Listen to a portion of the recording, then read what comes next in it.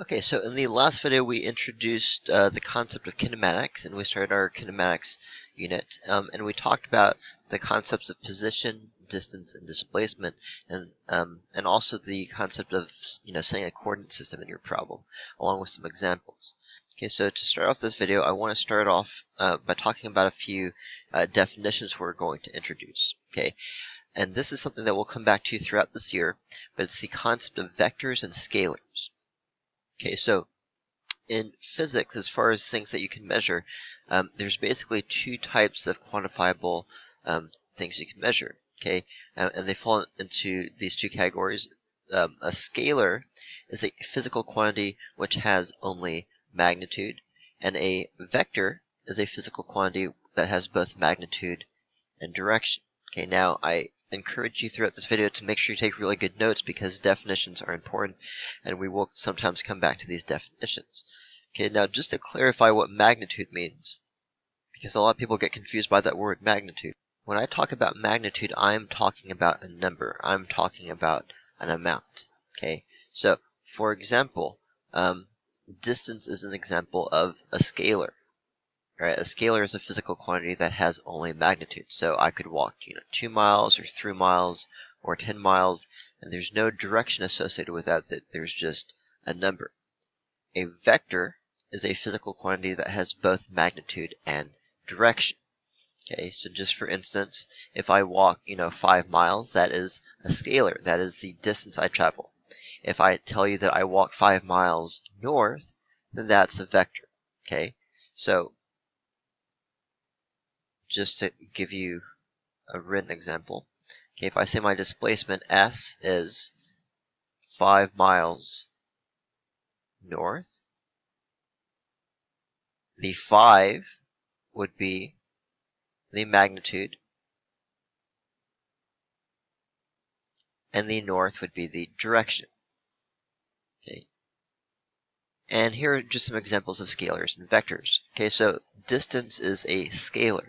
Okay, speed is a scalar.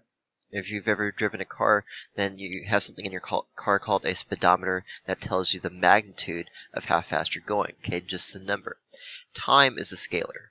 Temperature is also a scalar because, again, there's no direction associated with temperature. It's not like, you can go outside and the weather is like, 80 degrees south. That doesn't make any sense. Okay, so think for a second, what are some other examples of scalars? Okay, what are some other examples of physical quantities that you've heard about before that are measured with magnitude but not with direction? Okay, so other examples of scalars, by the way, could include mass. Mass is a very commonly seen scalar. A vector would be like something like displacement or velocity or force.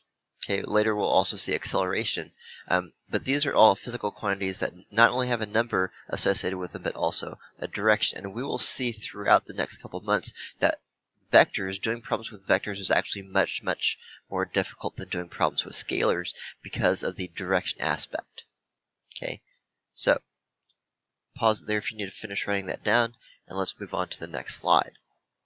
Okay, I also want to introduce some other definitions. Okay, speaking of scalars versus vectors, okay, let's talk about the difference between speed and velocity. Okay, so speed is a scalar. Okay, there is a number associated with that, what we call the magnitude, but there's not a direction. Okay, again, think of the speedometer in your car. Now, speed is defined as the rate at which an object's distance changes over time. Okay, and so we are going to introduce something called average speed, which does not show up too much in calculations, but shows up sometimes. And average speed is defined as the total distance that an object travels divided by the total time over which it travels. Okay, in the last video, we spent a lot of time talking about the difference between distance and displacement. And so distance is also a scalar, and so speed is a scalar that's associated with distance. Velocity, on the other hand, we will see velocity much more often than speed. Okay, velocity is defined as the rate of change of displacement over time. Okay, velocity is a vector, meaning it has both magnitude and direction. And you can see in the notes it says the magnitude of velocity is speed. Okay, so for example, if I tell you that I'm going 55 miles per hour north, 55 miles per hour north as a whole is a vector. Okay, but the magnitude of that, just the number part, the 55 miles per hour, is my speed. Okay, now average speed, which shows up sometimes in calculations, I'm going to call that V average, is defined as the total displacement. I'm going to write S total for total displacement over total time. Okay, so to distinguish between average speed and average velocity, keep in mind one is a vector and one is a scalar. Also, very confusingly, here I'm using S for speed. Down here I'm using S for displacement. Luckily, we're not going to see speed in too many problems, and so it shouldn't be that much of an issue. Okay, but make sure that you understand the differences in how these are defined. Now, if you look at these two equations, the equation kind of tells you what the units of speed or the units of velocity might be. So for example, if my displacement is measured in meters and my time is measured in seconds, then my average velocity would be measured in meters per second. Okay, or other examples of units for speed or velocity could be miles per hour, kilometers per hour, some unit of length divided by some unit of time. Okay, now you won't use these equations too often. We'll talk more specifically about different types of motion later on, but in situations where they do pop up, make sure you understand how to calculate average speed and average velocity. Okay, now there's also something that we'll spend time talking about later on called instantaneous speed or instantaneous velocity, and that's basically the speed or velocity of an object at a single point in time or a single instant in time, because instantaneous has the word instant in it. Okay, so again, these are just some types of definitions that I want you to know. Okay, and so we're going to do one example with average speed and average velocity, but we're not going to spend too much time on it because I want to move on to something else. Okay, so pause it there if you need to finish writing that down. Now let's take a look at example 1.5. Okay, so here we have a situation where we have a boy, and the problem says a boy walks from his home to the store and back, and it takes the boy 2 hours to complete his trip. And the question is asking us to calculate the average speed of the boy and the average velocity of the boy.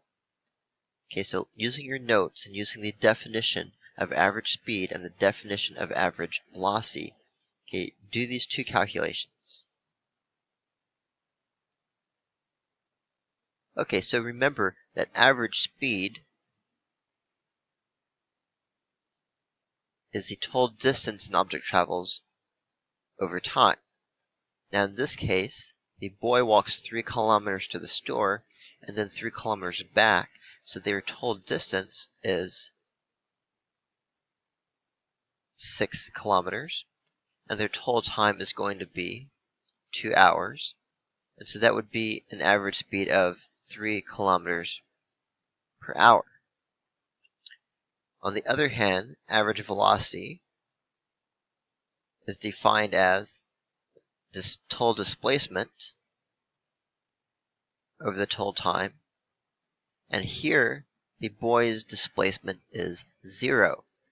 Remember, displacement is defined as the difference between an object's final position and its initial position, and in this case the initial position and the final position are the same because the boy goes to the store, goes back home, and ends up back where he started, which means that his displacement is 0, the time is still 2, but his average velocity is 0 kilometers per hour. Okay, so make sure you understand how average speed and average velocity are defined, and the more general difference between speed and velocity as a whole is that speed is a scalar, whereas velocity is a vector. Okay, so pause it there if you need to look at that some more. Okay, so now I want to talk about specific types of motion, and we're going to start talking about the most basic type of motion there is, and we're only going to spend a short amount of time on it because the vast majority of this unit is going to deal with more complicated types of motion. Because this is IB physics and you guys, this is too basic for you guys. Okay, but the most basic way an object can move is with constant velocity. Okay, in other words, an object moving with a velocity that does not change. Okay, so if you imagine, driving on a highway with cruise control on, okay, you're not necessarily going faster or slower. Okay, later we'll say you're not accelerating. Okay, but that is motion with constant velocity. Okay, and now, motion with constant velocity is very easy to describe. And when I say describe, I'm talking about an equation. So for the first time, we will see a physics equation that we will use on a very regular basis. Okay, we saw some equations a few minutes ago, but those don't come out too often. Okay, the equation I'm about to write down comes up all the time. Okay, so provided an object moves with constant velocity, we can describe its motion using the equation S equals V times T. Okay, in other words, displacement equals velocity times time. All right. Okay, now this equation, it's very important that you understand, only applies in one situation. Okay, which means you can only use this equation in the situation where you have constant velocity. Because we'll see later on that if you don't have constant velocity, the equations become much more complicated.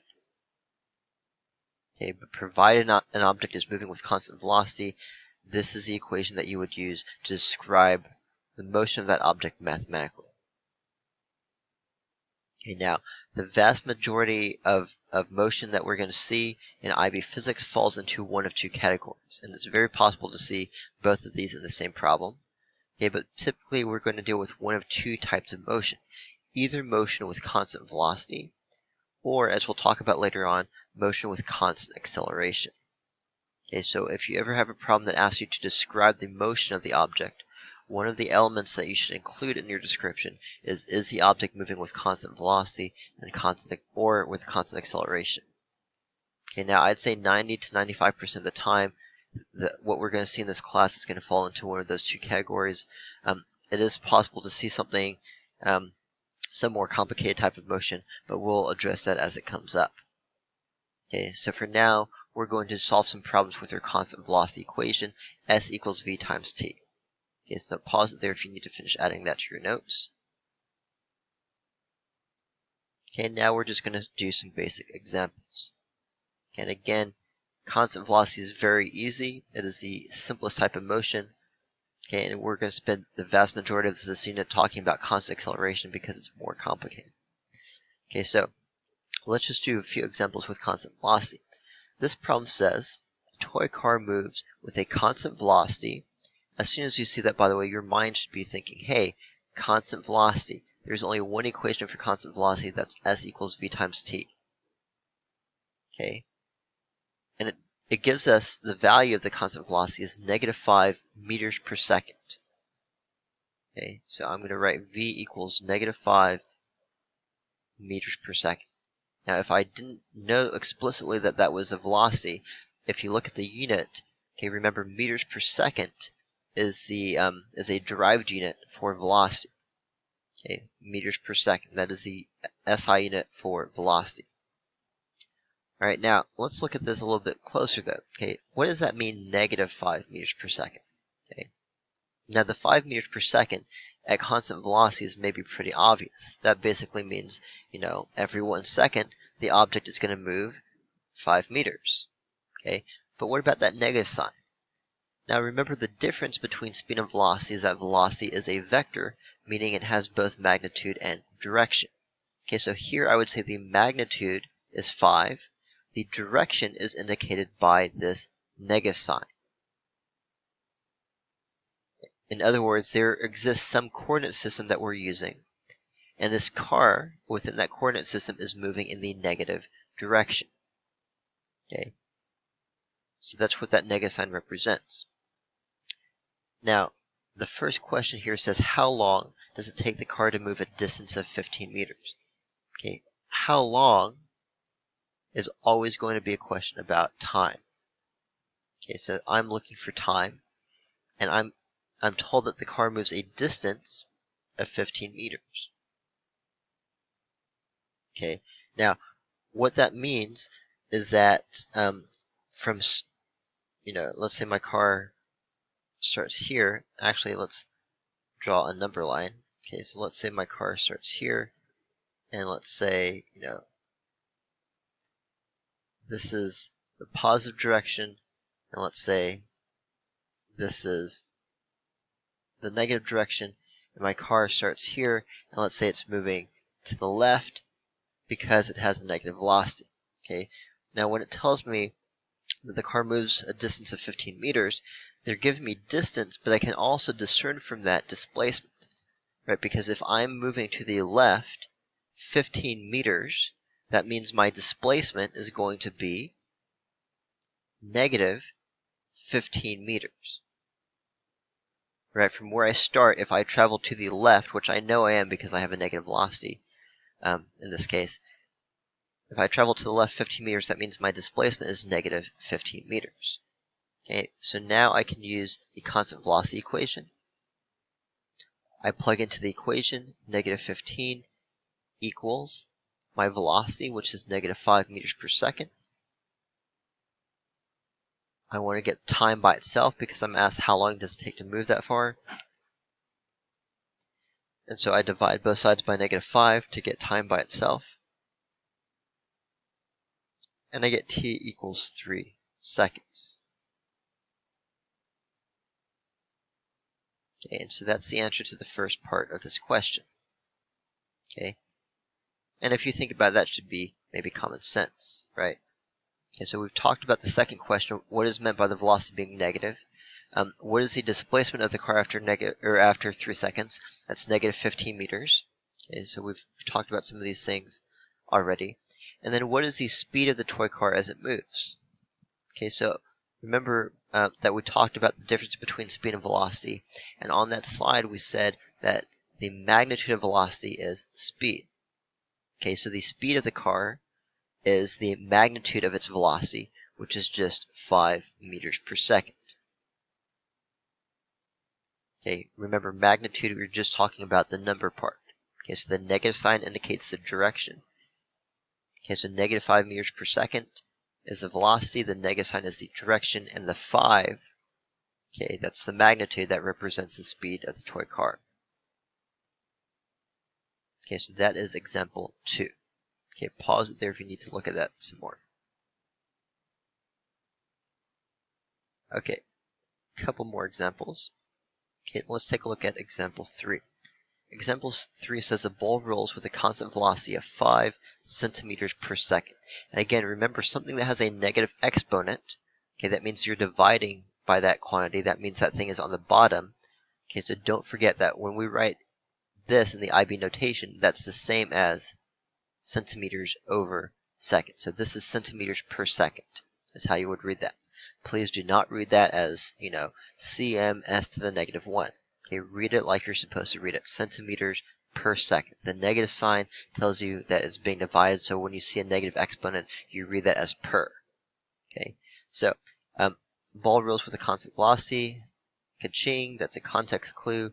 That means S equals V times T applies. Remember, this is the constant velocity equation that only applies if you have constant velocity. Okay, so we know what the velocity is. We're told that in the problem. Okay, this is V. Okay, we can also tell from the units, it's a unit of distance over time, so that's a velocity. And the question once again says, how long does it take to roll a certain amount? Okay, so our unknown is time, and we're told how far it's going to roll. That's going to be our displacement. Okay, notice it has a positive velocity.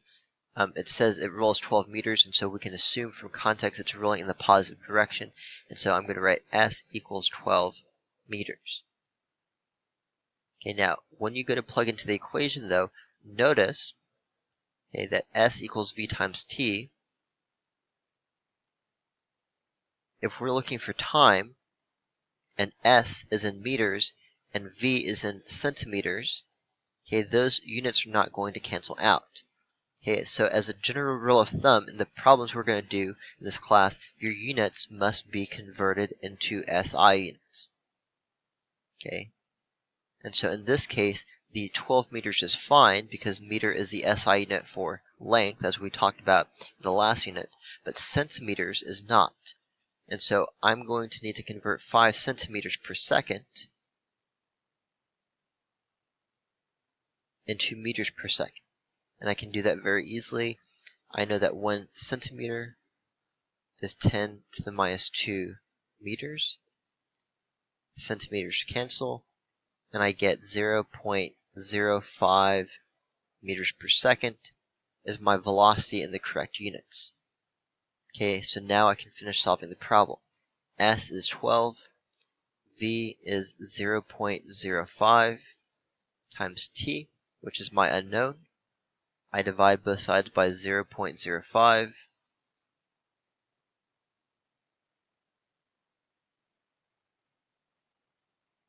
Okay, and then I write down my answer, okay, which is